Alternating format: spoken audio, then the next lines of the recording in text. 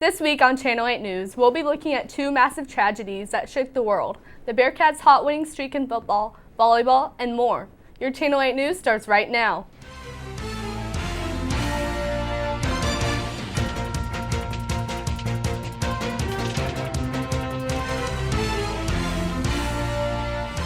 Thanks for tuning in to Channel 8 News, the show where we provide news coverage on the Northwest Missouri State University campus and in the Maryville community. I'm Katie Byrd. And I'm Alexis Kuhnert. Now before we get into this week's stories, be sure to like, subscribe, and hit that notifications button for all the latest news and updates. Friday marked Britain's first full day in more than 70 years without their queen and ushering in a new era.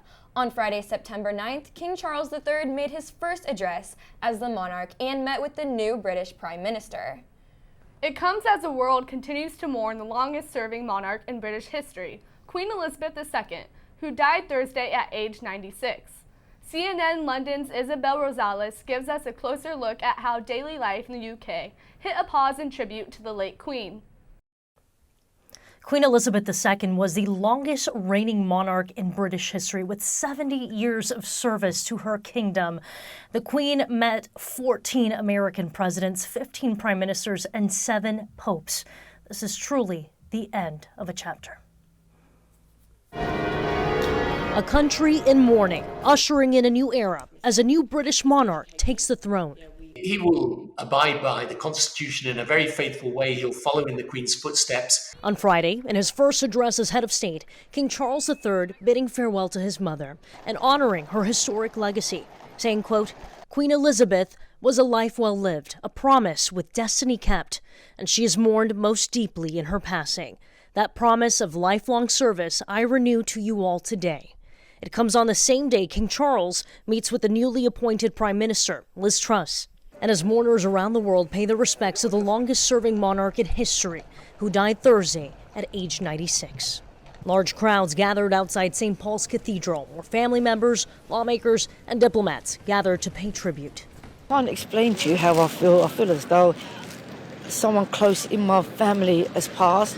Quite emotional, and I think it's going to be very different without her. As the country and the British Commonwealth adjust to a new reality, some have mixed feelings. I'm not like the biggest fan of the Queen or just like the monarchy in general, mainly to do with like British like colonial history. While others look forward to having a king on the British throne for the first time in more than 70 years. I think he's probably more ready for it in the last 15 years than he probably was in his younger years.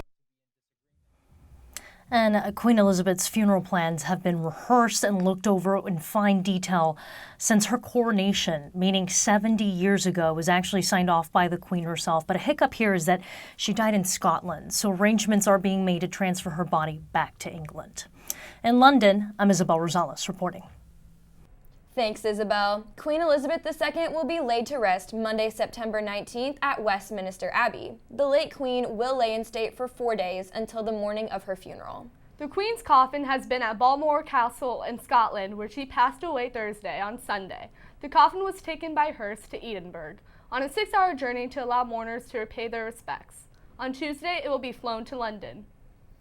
Heads of state and dignitaries from around the world are expected to make their way to the British capital to celebrate the Queen's life, including President Joe Biden. The Queen will be buried in Windsor, and her late husband, Prince Philip, is expected to be relocated together again. Staying on the topic of big impacts on countries, Sunday, September 11th marked the 21st anniversary of the 9/11 terrorist attack on the World Trade Center that left our country in shock, mourning, and a loss for words. Students, faculty, and members of the community gathered at Bearcats Stadium to honor those who lost their lives that day in the 3rd annual 9/11 Stair Climb event. Channel 8's Jack Dunning got the story.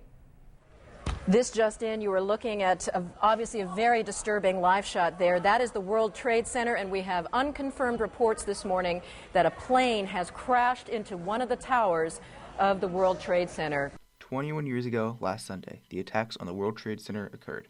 There were many first responders on scene, including the 343 firefighters who ended up giving their lives by climbing the towers to try to save as many people as possible. Our student veteran organization organized a stair climb in which participants climbed 2,071 stairs that represents the 2,071 stairs the firefighters climbed on September 11th in the World Trade Center. We went out and talked to some people from the Maryville community that participated. This is a very important event. Again, a lot of the students here today and participating in this, they weren't born or were very young to even remember this event. So this is something we want to keep alive so people will never forget the sacrifices that our first responders and our nation made on that day in September 11th in 2001. It's a very important event to keep in the memory of everybody. Well, I mean, I don't do it for myself. It's definitely something I wanted to do this morning, but I think it was my duty just to serve and to respect the people that have done it. I hope I contributed in my max, but like I said, I didn't do it for me, I did for others. Again, I hope everybody takes away from this just the fact that what happened to our nation 21 years ago, and again, that they remember the sacrifice, and I guess just as simple as anything, just to never forget. I think it's just remembrance. We have to remember the people that did it, unfortunately, and didn't get to go home afterwards. I'm lucky, I still have my kids next to me right here. My wife's at home, so I think it's still gonna be a good day for me. It wasn't for some. While we will never forget the sorrow from that day, we can still honor those who made the ultimate sacrifice to save numerous lives. This is Jack Dunning with Channel 8 News. Thanks, Jack. When we come back, we'll be highlighting the Bearcats' first home game win against Fort Hays, followed by the volleyball team win against Missouri Western. Don't go away. Northwest Tower Yearbook has dedicated over a century to documenting life on campus and in the Maryville community. The award-winning organization has numerous Pacemaker Awards and a spot in the Associated Collegiate Press Hall of Fame. Learn more about Tower at the handles below.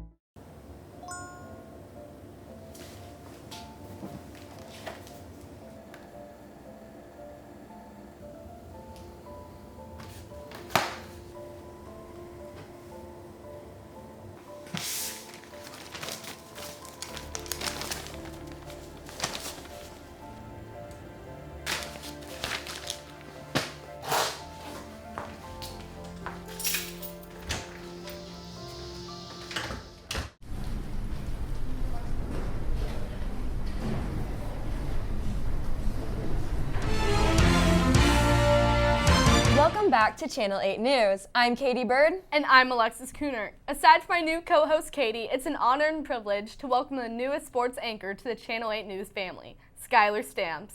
Ladies, it's a pleasure to be here.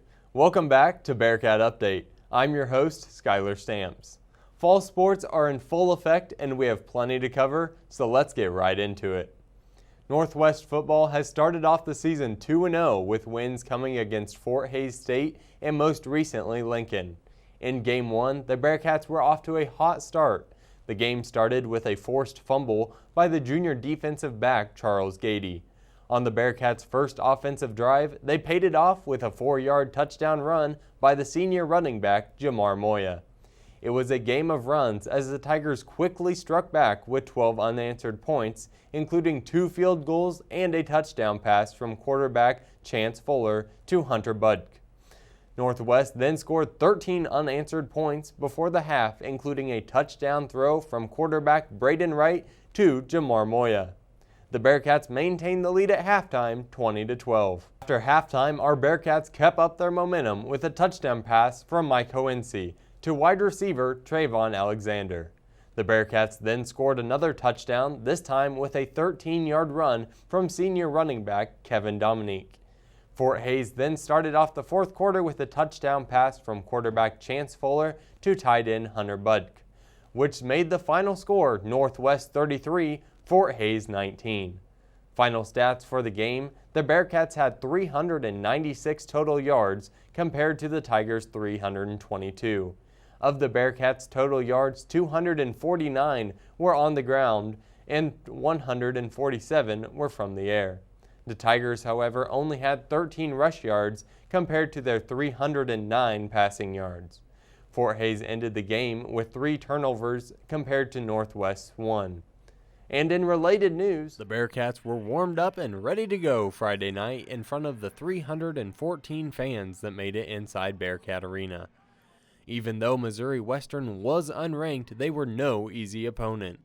In the first set, setter Alyssa Rezak gets the ball over to Olivia Durr for the perfectly placed off-speed kill. As we head into the end of set 1, what's better than the Bearcat dance team and the student section? Bearcats take set 1 25-22 as the crowd comes alive. In the third and final set of the night, Alyssa Rizak is there again to this time set up Hallie Sidney for the point. Bearcats would win the set 25-14 and the match 3-0. Final stats tonight were dominated by the Bearcats. Kills were led by junior Jaden Ferguson with 14 and outside hitter Kelly Weedman with 11. Junior setter Alyssa Rizak accounted for 38 of Northwest's 41 assists. After the game, I had the chance to talk to junior Jaden Ferguson. Ferguson ended the game with 14 kills, 3 aces, and 16 digs. Here's what she had to say on the hard season this far and how that has helped the Bearcats for MIAA play. We definitely come into practice, work hard, but we played really good teams, and that's kind of prepared us to start MIAA because we are one of the better conferences, and we were just ready to go, and that's a really good start for us. Ferguson also touched on what it means to have the fans supporting the Bearcats at home. It feels good. I mean, we came out last year and had a really great season. I think people want to come see us and check out the new court and see how we're doing and see how we're feeling and just support us. That was really great. The Bearcats will be back in action next Friday as they take on Emporia State at Emporia, Kansas. Last Saturday, the Bearcat football team went on the road and defeated the Blue Tigers from Lincoln in convincing fashion, 58-20. The Bearcats were led by quarterback Mike Hoense, going 21 for 24 with 312 yards through the air and 3 touchdowns. The Bearcats will be back at home this weekend on the 17th for Family Weekend as they take on Central Missouri. Well, that's all the time we have here for Bearcat Update. Be sure to tune in next week and stay connected to all Bearcat sports. Back to you guys.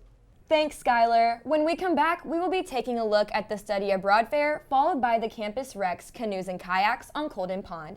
Stay tuned for more.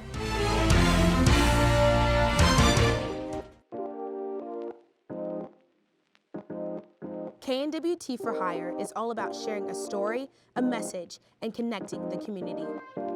We cover a multitude of events, both within the university and Maryville. We roll in, we set up, and we capture. We're here to offer an experience, not only for those present, but for all.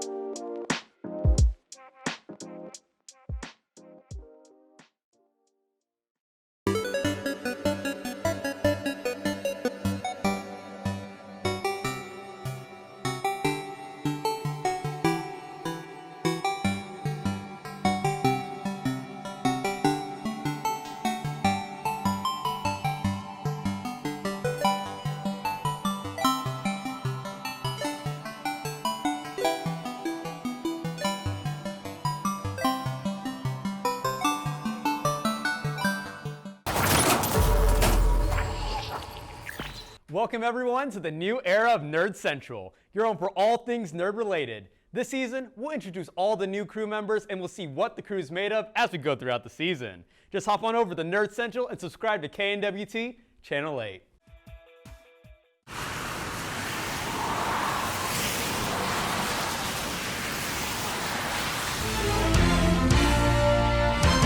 Welcome back to Channel 8 News. I'm Katie Byrd. And I'm Alexis Kuhnert.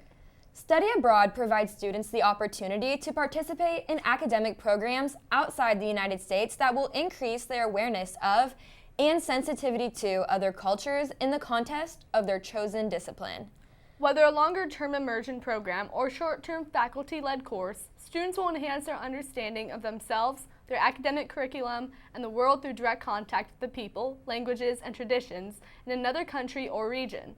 Last Thursday, the International Involvement Center hosted a Study Abroad affair to showcase the different programs students could apply for during the fall, spring, and summer semester. Let's take a look.